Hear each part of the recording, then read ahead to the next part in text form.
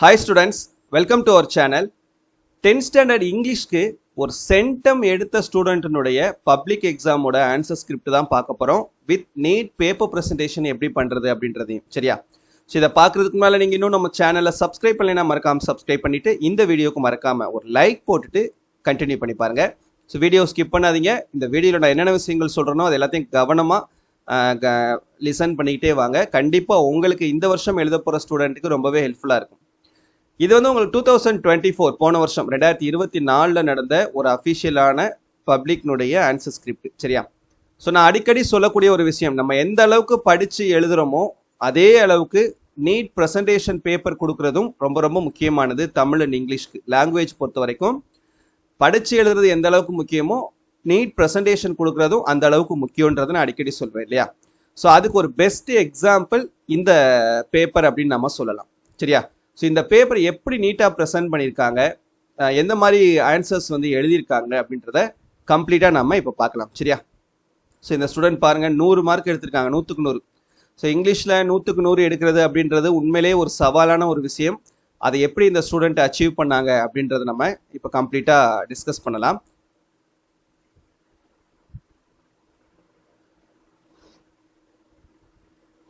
இப்போ ஃபர்ஸ்ட் நம்ம 1 mark questions part 1ல் 1 மார்க் கொஷின் மொத்தம் 14 1 மார்க் கொஷின்ஸ் இருக்குது.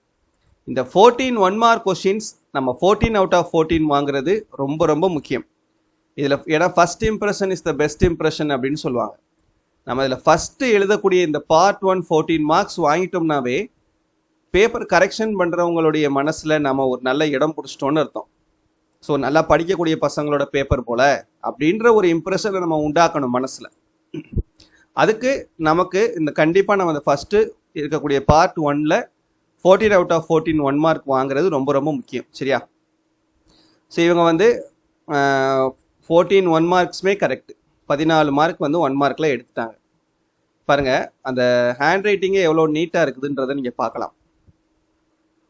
நீங்கள் என்ன பண்ணணும் அப்படின்னா உங்கள் ஹேண்ட் ரைட்டிங் நீட்டாக இல்லைனாலும் ப்ரெசன்டேஷனை நீட்டாக பண்ணுங்கள்.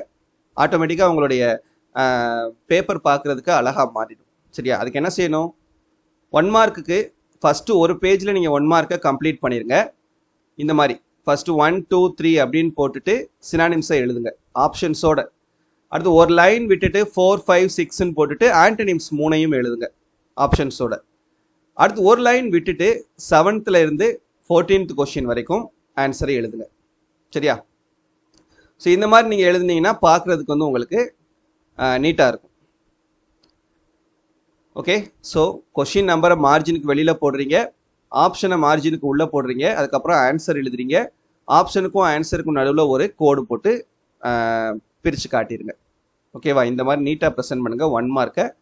எப்படி 1 மார்க்கில் 14 அவுட் ஆஃப் 14 எடுக்கிறதுன்ற வீடியோ நம்ம கூடிய சீக்கிரம் அப்லோட் பண்ணுவோம். ஸோ அந்த வீடியோ பார்த்தீங்கன்னா நீங்கள் ஆட்டோமேட்டிக்காக 1 மார்க்கில் ஃபுல் மார்க் எடுத்துடலாம் சரியா. ஓகே, ஒரு பேஜில் 1 மார்க் முடிச்சிடும். அடுத்த செகண்ட் பேஜில் 2 மார்க் கொஷின்ஸ் கொஷின் ஆன்சர், அதாவது பார்ட் 2ல் செக்ஷன் 1 மொத்தம் நம்ம 3 கொஷின் ஆன்சர்ஸ் எழுதணும். இந்த 3 கொஷின் ஆன்சர்ஸ்க்கு ஒரு பேஜ் வந்து நீங்கள் அலாட் பண்ணிக்கிறீங்க. இவங்க எழுதியிருக்காங்க பார்த்தீங்களா, இதே மாதிரியே. இந்த மாதிரி 2 மார்க் கொஷின்ஸ் எழுதும்போது ஹெட்டிங் போட்டு எழுதுனீங்கன்னா இன்னும் கொஞ்சம் நல்லாயிருக்கும். இப்போ இவங்க வந்து ஹெட்டிங் போட்டு எழுதலை சரியா, ஆன்சர் மட்டும்தான் எழுதியிருக்காங்க. பட் நீங்கள் ஹெட்டிங்கும் போட்டு எழுதுனீங்கன்னா இன்னும் பார்க்குறதுக்கு நீட்டாக இருக்கும் சரியா. ஸோ அப்போ உங்களுக்கு ஃபுல் மார்க் நீங்கள் 2 மார்க் கொஷின்ஸில் வாங்கிடலாம். அடுத்து அதில் செக்ஷன் 2 அப்ரிசியேஷன் கொஷின்ஸ், இதுவும் நீங்கள் மொத்தம் 3 கொஷின்ஸ் எழுதணும். இதுக்கும் ஒரு பேஜ் வந்து நீங்கள் அலாட் பண்ணிக்கிறீங்க சரியா. இதுக்கு நம்ம ஹெட்டிங் போட்டு எழுத வேண்டிய அவசியம் இல்லை. பட் கொஷின் நம்பர் போட்டுட்டு உள்ளே வந்து ஏபின்றது கண்டிப்பாக எழுதணும். ஏபின்றது மார்ஜினுக்கு உள்ளே தான் வரணுமே தவிர மார்ஜினுக்கு வெளியில் போயிடக்கூடாது. அதை கரெக்டாக பார்த்துக்கிறங்க சரியா. இவங்க எழுதிக்கிற மாதிரியே கொஸ்டின் நம்பர் மட்டும் மார்ஜினுக்கு வெளியில் போட்டுட்டு இந்த ஏபின்றத மார்ஜினுக்கு உள்ளே போட்டு ஆன்சர் எழுதுங்க. இதே மாதிரி ஒரு பேஜுக்கு அப்ரிசியேஷன்ஸை எழுதிக்கோங்க. அடுத்து இதில் உங்களுக்கு செக்ஷன் 3 கிராமர் இருக்கும் சரியா. 3 கிராமர் இருக்கும், 3 கிராமர் நீங்கள் எழுதணும் 4ல். இந்த மாதிரி நீங்கள் கிராமர் எழுதும்போது டைரெக்டாக ஆன்சர் எழுதியிருக்காங்க பார்த்தீங்களா, இவங்க இந்த மாதிரி எழுதாமல் அந்த கொஸ்டின் நம்பரை போட்டு அது வாய்ஸ்னா வாய்ஸ் அப்படின்னு ஹெட்டிங் போட்டு ஆன்சர் எழுதுங்க. ஸ்பீச் அப்படின்னா ஸ்பீச்னு ஹெட்டிங் போட்டு எழுதுங்க. பங்க்சுவேஷனா பங்க்சுவேஷன், சிம்பிள் சென்டென்ஸ்னா சிம்பிள் சென்டென்ஸ். அந்த மாதிரி ஹெட்டிங் போட்டு ஆன்சர் எழுதுனீங்கன்னா பார்க்குறதுக்கு இன்னும் நீட்டாக இருக்கும். இந்த மூணையும் எழுதிட்டு அதே பேஜ்லேயே நீங்கள் செக்ஷன் 4ல் ரோட் மேப்பையும் கொண்டுட்டு வந்துடணும். ஸோ பார்த்தீங்கன்னா எவ்வளோ நீட்டாக ப்ரெசென்ட் பண்ணியிருக்காங்கன்னு பாருங்கள். அந்த ரோட் மேப்பை எழுதி அதுக்கு ஒரு டிசைன் மாதிரி போட்டு உங்களுக்கு அப்பியரன்ஸ் பார்க்குறதுக்கு ரொம்ப நீட்டாக இருக்கிறது மாதிரி கொடுத்துருக்காங்க. ஸோ ரோட் மேப் வந்து இந்த மாதிரி நீங்கள் சிம்பிள் ஸ்டெப்ஸாக தான் எழுதணும். Go straight, turn left, turn right, walk past the, reach the, இந்த மாதிரி தான் இன்ஸ்ட்ரக்ஷன்ஸ் வந்து இருக்கணும். அதிகபட்சம் ஒரு 4 இன்ஸ்ட்ரக்ஷன்ஸ் நீங்கள் எழுதுனீங்கன்னா போதுமானது. சரியா? அப்போ இந்த செக்ஷன் 3யும் செக்ஷன் 4யும் ஒரே பேஜில் எழுதி முடிச்சிருங்க. இதோட 2 மார்க் கொஷின்ஸ் உங்களுக்கு முடிஞ்சிடும். இதுக்கு அடுத்து உங்களுக்கு பார்ட் 3 வந்து 5 மார்க் கொஷின். 5 மார்க் கொஷினில் மொத்தம் நமக்கு 5 செக்ஷன்ஸ் வரும். இதில் செக்ஷன் 1 வந்து ப்ரோஸ் பேராகிராஃப்ஸ். ப்ரோஸ் பேராகிராஃப் எழுதும்போது நிறைய பேர் டவுட் கேட்டுட்டு இருந்தீங்க, சார் நாங்கள் எஸ்ஏ டைப்பில் எழுதலாமா, சிங்கிள் பேராகிராஃபாக தான் எழுதணுமா அப்படின்னு. நீங்கள் 2 மெத்தடுமே எழுதலாம், 2மே அலோடு தான். சரியா? கொஷின் நம்பரை போட்டுட்டு அந்த எந்த ப்ரோஸ் அப்படின்ற அந்த ப்ரோஸு, ஆத்தர் நேமு, தீம் அதை எழுதி ஒரு சின்ன பாக்ஸ் மாதிரி போட்டுட்டு, அப்புறம் எஸ்ஏ டைப்பில் எழுதுனீங்கன்னா சினாப்சிஸ் கண்டிப்பாக போடுங்க. சினாப்சிஸ் எழுதிட்டு அதுக்கப்புறம் பேராகிராஃபை எழுதுங்க. சரி, அந்த மாதிரி சைட் ஹெட்டிங்ஸ் போட்டு எழுதுறதா இருந்தாலும் எழுதலாம். சைட் ஹெட்டிங் போடும்போது அந்த சைட் ஹெட்டிங்கை கேபிட்டல் லெட்டரில் போடுறது அப்ரிஷியேட்டபிள். சரியா? சைட் ஹெட்டிங்கை வந்து கேபிட்டல் லெட்டரில் எழுதுனீங்கன்னா இன்னும் பார்க்குறதுக்கு நல்லாயிருக்கும். பார்த்தீங்கன்னா 5 பேஜஸ்க்கு என்ன பண்ணியிருக்காங்க, 4 பேஜஸ்க்கு இந்த கொஷின் வந்து எழுதியிருக்காங்க. இப்போ நீங்களும் இதே மாதிரி எழுதுனீங்கன்னா உங்களுக்கு 5 மார்க்ஸ் அப்படியே கிடைக்கும். அடுத்து நீங்கள் மொத்தம் 2 பேராகிராஃப் எழுதணும் இல்லையா? ப்ரோஸ் பேராகிராஃபில் 4 கொடுத்து 2 எழுதணும். ஸோ இவங்க 2 பேராகிராஃப் எழுதியிருக்காங்க. ஸோ 2 பேராகிராஃப்லேயுமே ஃபுல் மார்க்ஸ், 2மே எஸ்ஏ டைப்பில் தான் எழுதியிருக்காங்க. மாரல் கண்டிப்பாக எழுதுங்க, அப்போ தான் ஃபுல் மார்க் கிடைக்கும்.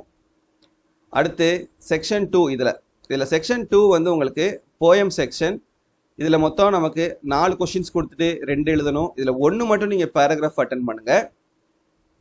ஸோ இவங்க வந்து கிரம்பிள் ஃபேமிலி அட்டன் பண்ணியிருக்காங்க. 1 மட்டும் பேராகிராஃப் அட்டன் பண்ணிவிட்டு, இன்னொன்று வந்து நம்ம அந்த பொய்டிக் டிவைசஸ் இருக்குது இல்லையா, ஸோ அந்த கான்செப்ட் நீங்கள் அட்டன் பண்ணிங்கன்னா நல்லாயிருக்கும். ஏன்னா உங்களுக்கு டைம் கன்சியூமிங், டைம் அதிகமாக நமக்கு செலவாகிறத இதை கொஞ்சம் நமக்கு மிச்சப்படுத்தி கொடுக்கும். நீங்கள் 2மே பேராகிராஃப் எழுதுனீங்கன்னா டைம் உங்களுக்கு அதிகமாக எடுக்கும். ஸோ அதை பார்த்துக்கிறேன். இந்த பொய்டிக் டிவைஸ் எழுதும்போது இந்த மாதிரி ஹெட்டிங் போட்டு எழுதுங்க. Rhyming words, rhyme scheme, figure of speech, alliterating words அப்படின்னு சொல்லிட்டு ஹெட்டிங் போட்டு ஆன்சரை வந்து எழுதுங்க. சரியா? அடுத்து இதில் செக்ஷன் 3 வந்து உங்களுக்கு ரீஅரேஞ்ச் ஆர் பேசேஜ் காம்ப்ரிஹென்ஷன். இதில் நீங்கள் ரீஅரேஞ்ச் எழுதுறதா இருந்தாலும் எழுதுங்க, இல்லை பேசேஜ் காம்ப்ரிஹென்ஷன் எழுதுறதா இருந்தாலும் எழுதுங்க. அது ஒரு பேஜுக்கு நீங்கள் எழுதுங்க. சரியா? ஒரு பேஜ் இந்த மாதிரி அடுத்த பேஜுக்கு கொண்டுட்டு வராமல் ஒரே பேஜுக்குள்ளே முடிக்கிற மாதிரி பார்த்துக்கிறங்க. அடுத்து இதில் வந்து உங்களுக்கு செக்ஷன் 4 வந்து ஜென்ரல் கான்செப்ட். இதில் பிக்சர் டிஸ்கிரிப்ஷன் எழுதியிருக்காங்க பாருங்கள். ஒரு 6 பாயிண்ட்ஸ் நீங்கள் எழுதுனீங்கன்னா போதும். சரியா? இந்த மாதிரி டிசைன் போட்டு எழுதுனா இன்னும் கொஞ்சம் பார்க்குறதுக்கு நல்லாயிருக்கும். கண்டிப்பாக ஹெட்டிங் போடுங்க, ஒரு 5லேருந்து 6 பாயிண்ட்ஸ் எழுதுங்க. ஃபுல் மார்க் நீங்கள் பிக்சர் காம்ப்ரிஹென்ஷனில் வாங்கிடலாம். இதை ப்ரெசன்ட் டென்ஸ்லேயே எழுதுங்க. சரியா? அதில் என்னென்ன நீங்கள் பார்க்குறீங்க அப்படின்றத ப்ரெசன்ட் டென்ஸில் தான் எழுதணும், பாஸ்ட் டென்ஸில் எழுதிடக்கூடாது. ஸோ அது கூட ஒரு மாரல் எழுதியிருக்காங்க. பிக்சர் டிஸ்கிரிப்ஷனுக்கு கூட ஒரு மாரல், பட் அதுக்கு மாரல் கம்பல்சரி நம்ம எழுதணுன்ற தேவையில்லை. அடுத்து summary writing, rough copy topic போட்டு ஒரு பேஜுக்கு சம்மரி எழுதணும். ஃபேர் காப்பி போட்டு டாபிக் போட்டு அது ஒரு பேஜுக்கு எழுதி மாரல் எழுதணும். லாஸ்ட்டாக வேர்ட்ஸ் இதெல்லாம் எழுதணும்னா ஃபுல் மார்க் சம்மரியில் வாங்கிடலாம். அதுக்கப்புறம் அட்வர்டைஸ்மெண்ட் வரைஞ்சிருக்காங்க பாருங்கள், நீட்டாக வரைஞ்சிருக்காங்க அட்வர்டைஸ்மெண்ட். ஸோ இந்த மாதிரி நீங்கள் என்ன பண்ணுங்கள், நீட்டாக வரைஞ்சிங்கன்னா 5 மார்க்.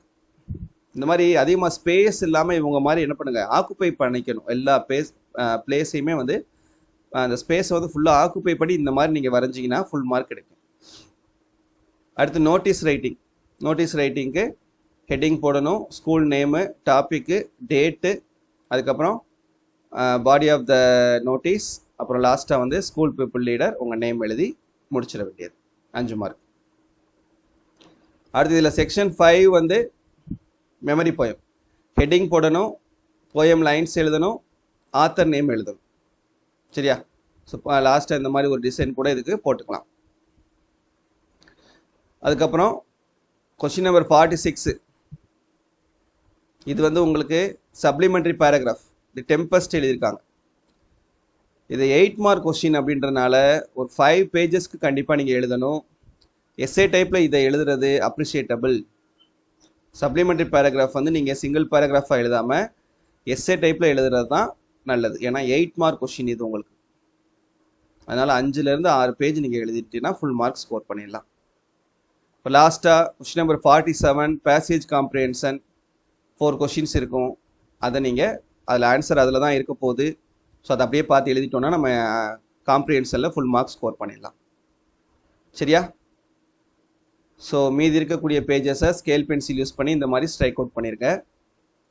நீங்களும் எக்ஸாமை நல்லபடியாக எழுதி இதே மாதிரி சென்டம் இங்கிலீஷில் வாங்கணும்னு நினச்சிங்கன்னா நாம் கொடுக்கக்கூடிய ஒவ்வொரு வீடியோவையும் கரெக்டாக ஃபாலோ பண்ணுங்கள். கண்டிப்பாக நீங்கள் என்ன பண்ணலாம், சென்டம் மார்க் ஸ்கோர் பண்ணலாம். சரியா? தேங்க்யூ.